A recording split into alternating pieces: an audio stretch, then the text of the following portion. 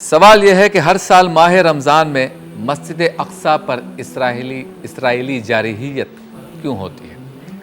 ویسے تو پورا سال ہی ہمارے بیت المقدس میں یا فلسطین کے مسلمان پریشان رہتے ہیں، پریشان حال رہتے ہیں، بچوں پہ ظلم ہوتا ہے، خواتین پہ ظلم ہوتا ہے، بزرگوں پہ ظلم ہوتا ہے، ہمارے عبادت گاہوں پہ ظلم ہوتا ہے، ان کی زندگیوں پہ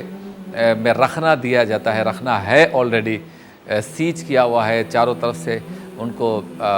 محاصرے میں لیا ہوا ہے، حصار میں لیا ہوا ہے۔ اگر اپنی جگہ چھوڑ کے کہیں اور جاتے ہیں تو چیکنگ ہوتی ہے، واپس بارڈر کراس کر کے آتے ہیں پھر چیکنگ ہوتی ہے، ایک نظام ہے چیکنگ کا۔ ایسا لگتا ہے کہ وہ اپنے ہی ملک میں، اپنی ہی ریاست میں جب ایک جگہ سے دوسری جگہ منتقل ہوتے ہیں جاب کے لیے صبح شام، تو اس کے لیے بھی ان کو ایک طرح سے دیکھا جائے تو ویزے یا پرمیشن کی ضرورت پڑتی ہے۔ ایک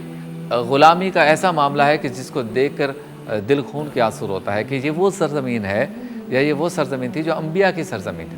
یہ وہ سرزمین ہے جو صحابہ کی سرزمین ہے، یہ وہ سرزمین ہے جس کا تاریخ اسلام کے اندر ایک بہت ہی بڑا کردار ہے، بہت ہی زیادہ اس کو جو انڈیکیٹ کیا گیا ہے، اور نظر آتا ہے کہ کئی تاریخی واقعات، اسلام کے کئی تاریخی واقعات اس سرزمین یعنی فلسطین اور اس کے اطراف میں ہوئے ہیں۔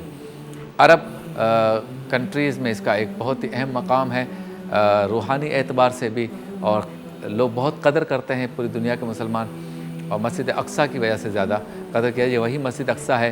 جو شب معراج سرکار دو عالم صلی اللہ علیہ وسلم نے جہاں انبیاء کرام کی نماز کی امامت فرمائی، یہ وہی مسجد اقصی ہے جہاں پہ براق کو سرکار دو عالم صلی اللہ علیہ وسلم جس سواری پر سوار تھے، براق کو وہیں باندھا گیا تھا۔ مسجد اقصی اور اس کے اطراف کے جو علاقے ہیں، اس کے اطراف کی جو جگہ ہیں، اس کو کافی بابرکت کہا گیا ہے، اور کئی انبیاء کرام کا وہاں پر نزول ہوا، آمد ہوئی، کئی اہم واقعات ان سے منسلک ہیں۔ اب پوری دنیا میں جہاں جہاں یہودی رہتے تھے ان یہودیوں کو جمع کیا گیا، اور جمع کر کے اس فلسطین کی سرزمین پر آباد کیا گیا۔ یہ کئی سو سال پرانی بات ہے، اور کئی اشروں پرانی بات ہے۔ اور اس کے بعد جب وہاں جمع کر کے خیموں میں بسایا گیا تو ایسا نظر آ رہا تھا کہ جیسے یہ مہاجرین ہیں جو ٹیمپریری آئے ہیں، لیکن اس کے پیچھے ایک منصوبہ تھا۔ جب جمع کر کے خیموں کی ایک بستی بنائی گئی، پھر ایک شہر آباد ہوا، اور پھر ان کو طاقت دی گئی، اور پھر ان کو اپنے رائٹس کے لیے باقی دنیا میں جتنے بھی مسلمان دشمن یا اسلام دشمن قوتیں تھیں انہوں نے سپورٹ کیا، اور پھر ایسا معاملہ ہو گیا کہ مسلمانوں نے اپنی زمین پر جہاں ان کو مہاجرین کی حیثیت سے پناہ دی، خیموں میں پناہ دی، وہ ان پر حاوی ہو گئے، اور اب یہ عالم ہے کہ یہ پورا اسرائیل بن گیا ہے، اور اسرائیل کی حکومت ہے، وہ ایٹمی طاقت بھی ہے، کئی ایٹم بم ہیں اس کے پاس۔ چھوٹا سا اسرائیل شاید ہمارا کراچی کے 2-3-4 ٹاؤنز کے برابر ہو، یا آدھے کراچی کے برابر ہو پورا اسرائیل، لیکن وہ اس وقت پوری دنیا میں ہمارے جتنے بھی معاملات ہیں ان کو خرابی میں اس کا ایک اہم کردار ہوتا ہے۔ اور مسجد اقصی میں جب مسلمان نماز ادا کرنے جاتے ہیں تو وہاں پہ بھی رخنا دیا جاتا ہے، رکاوٹیں کھڑی کی جاتی ہیں، تنگ کیا جاتا ہے۔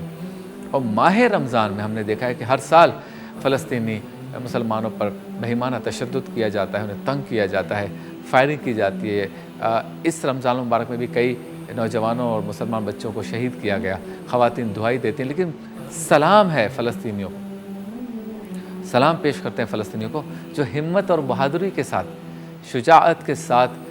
ان کا یعنی یہودیوں کا مقابلہ کرتے ہیں، یہودی فوجیوں کا مقابلہ کرتے ہیں،